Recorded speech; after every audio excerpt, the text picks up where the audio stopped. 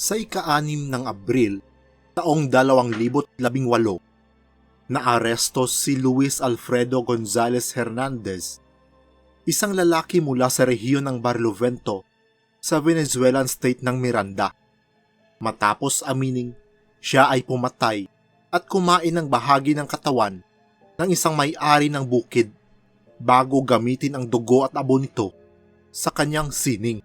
Ayon sa direktor ng Cuerpo de Investigaciones Científicas, Penales y Criminalísticas o Scientific Penal and Criminal Investigative Body na si Douglas Rico, matapos daw ang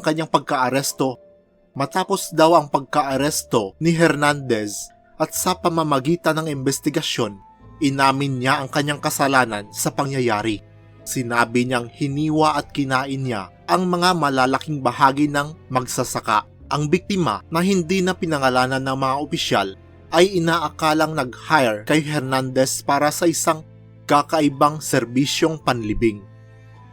Ayon pa kay Rico, ang serbisyong ito ay naglalaman ng pagpatay sa biktima, pagkain ng bahagi ng katawan nito, at paglikha ng mga kakaibang pintura o sining sa tela gamit ang dugo at abo nito.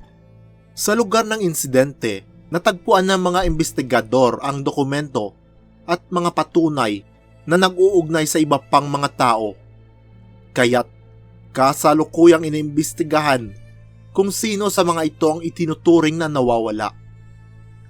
May mga natagpuang piraso rin ng sining sa lugar ng krimen na kasalukuyang inuugnay sa mga labi ng tao sa pamamagitan ng forensic analysis.